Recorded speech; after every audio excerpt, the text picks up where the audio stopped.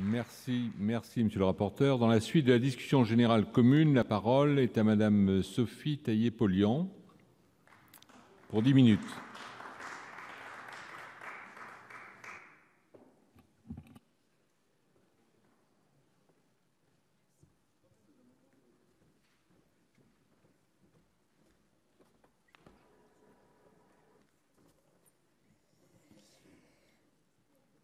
Monsieur le Président, Monsieur le rapporteur général, Monsieur le Ministre, Monsieur le Président de la Commission des Finances, mes chers collègues, ce budget, cette prospective budgétaire en ce début de seconde lecture, illustre avec une grande clarté à la fois la méthode et le projet profondément libéral de ce quinquennat. Le double discours permanent, le brouillage des repères sont également une marque de fabrique qu'il convient de noter et de dénoncer. En outre, ce qui caractérise l'action du gouvernement, c'est souvent la brutalité, l'impréparation aussi avec laquelle il conçoit les réformes structurelles. Comme si, pour faire bouger notre pays, raillé pour son immobilisme, il fallait commencer par détruire violemment l'existant, sans avoir construit auparavant les bases d'une alternative crédible. Fait majeur, ce budget va approfondir les inégalités et affaiblir notre modèle social. Au nom d'un monde nouveau, il nous propose un vaste retour en arrière, à rebours de la décentralisation, engageant des réformes portant le sceau des politiques libérales mises en œuvre dans les années 80 et 90 qui, on le sait, de manière encore plus documentée depuis quelques jours, ont produit une augmentation massive des inégalités. Le premier de cordée monte toujours plus haut, équipé jusqu'au bout des doigts, assuré par son capital financier, social et culturel. Mais il laisse en bas celui qui l'accuse de n'être pas assez combatif pour grimper, alors que ce dernier ne dispose que de la simple force de ses bras. Double discours, méthode brutale, augmentation des inégalités, ce sont les caractéristiques de ce budget. L'ultra-communication permanente de ce gouvernement ne saurait nous faire oublier une certaine dualité dans le discours. Vous dites vouloir lutter au niveau européen contre l'évasion fiscale, mais vous ne saisissez pas nos propositions pour agir dès maintenant. Prenons l'exemple de la fraude à la TVA pour les plateformes, de la taxation des GAFA. Pourquoi ne reprenez-vous pas ces propositions votées ici au Sénat de façon consensuelle ?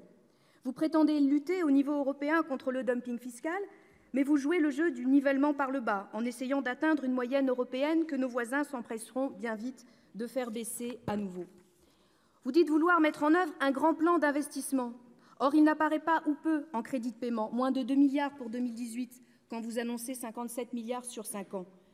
Vous vous targuez de présenter un budget responsable, mais ce budget cache en réalité un vaste plan social, silencieux, relativement silencieux, que l'État mène dans ses administrations et ses agences. Je pense à l'INRS, je pense à l'INSEE, je pense à Pôle emploi, je pense au CEREMA, je pense à l'AEFE, à la Direct, à l'IRSTEA, à Météo France, à France Télévisions, et j'en passe. Au-delà du double discours, il y a aussi l'utilisation récurrente d'une méthode brutale qui consiste à casser un système avant même de préparer la construction du suivant. Les coûts portés au logement social, tout d'abord. Vous prétendez avoir l'ambition d'une réforme d'ampleur du financement du logement social en baissant les APL et en compensant cette baisse par la réduction de loyer applicable dans le parc social. Si plutôt que d'annoncer cette grande réforme en faisant passer ces mesures budgétaires qui risquent de provoquer un effondrement de l'offre, vous aviez pris le temps de mettre en place une véritable concertation avec les bailleurs sociaux, les élus. Le Sénat a joué son rôle d'alerte, de proposition.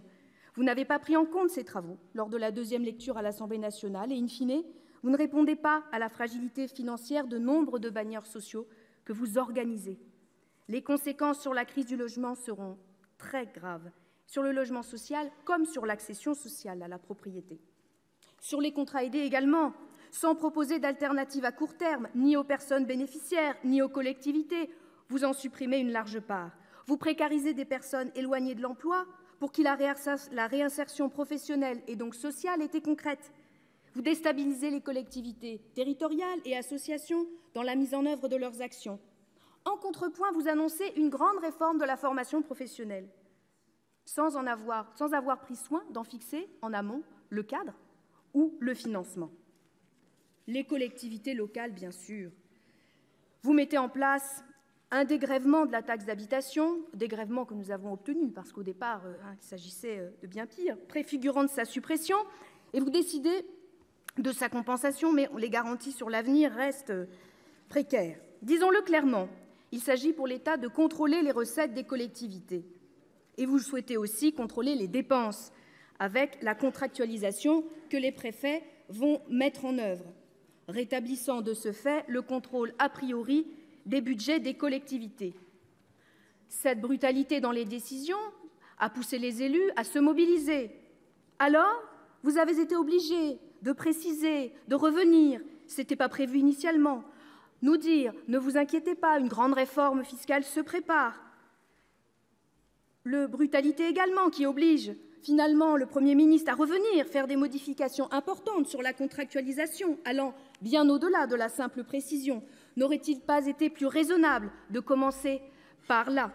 Une réflexion large et collective aurait certainement permis d'éviter l'arrivée dans le débat parlementaire, au stade de la nouvelle lecture, du nouveau dispositif de contractualisation liant l'État et les collectivités.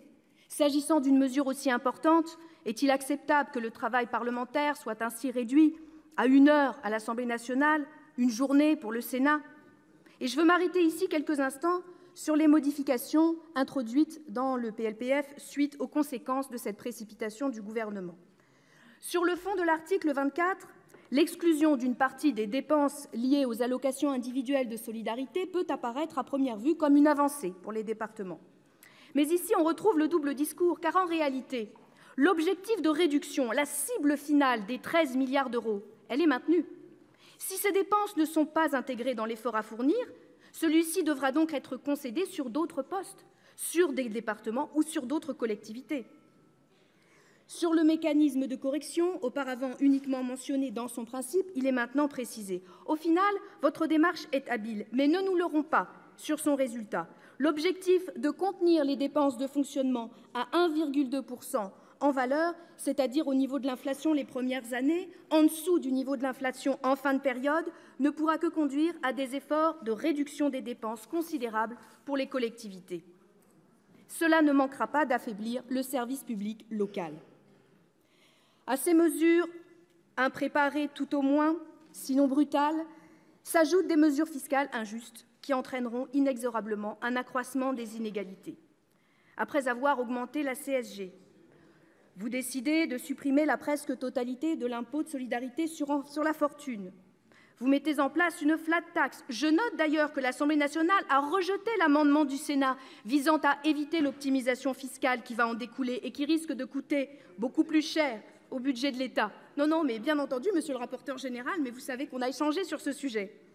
Concrètement, pour les 100 premiers contribuables à l'ISF, le gain des 2 premières mesures est évalué à 1,5 million d'euros par an et par contribuable. Pour un impact macroéconomique très faible, on accroît les inégalités. La théorie du ruissellement que vous dites pourtant ne pas suivre tout en reprenant ces arguments est un leurre. Accroissement des inégalités également, car qui va payer l'augmentation de la fiscalité écologique? Ce sont les bas revenus aussi qui dépassent le seuil très bas de l'accès au chèque énergie, 7 700 € par an et par unité de consommation. Les effets positifs d'une fiscalité écologique seront socialement injustes. Ainsi, vous réduisez la part des efforts demandés aux plus riches, vous accentuez celle demandée aux plus modestes et, dans le même temps, vous affaiblissez les services publics. La pression que vous mettez sur les collectivités et certains ministères va fragiliser des services publics essentiels. Les réduire va inexorablement conduire à une augmentation des inégalités. Nous ne pouvons pas agir comme si nous ignorions que la baisse de la fiscalité des hauts revenus s'accompagnait toujours d'un accroissement des inégalités. Le dernier rapport des économistes autour de Thomas Piketty nous le confirme. Sur le long terme, l'économie ne peut bien fonctionner que si la croissance est équitablement répartie. Le modèle français repose sur une redistribution des revenus après impôt et sur un accès à la protection sociale et aux services publics.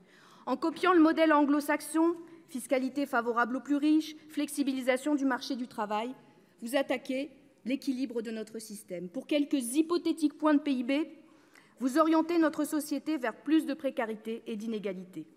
Mes chers collègues, face à ce budget initialement marqué à droite, la majorité sénatoriale avait pratiqué sur quelques sujets une très légère surenchère sur bon nombre de sujets, on pense bien sûr à l'ISF. Alors l'Assemblée nationale est presque revenue au texte initial, mais l'orientation libérale de ce projet, évidemment, nous conduit à faire craindre un modèle à l'anglo-saxon. Le groupe socialiste auquel j'appartiens, et au nom duquel je m'exprime... Non, ce n'est pas au passé. S'oppose à cette société du risque que vous prônez.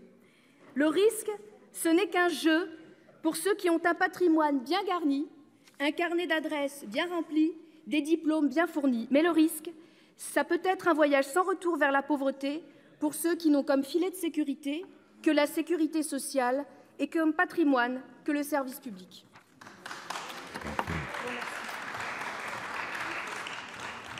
Merci.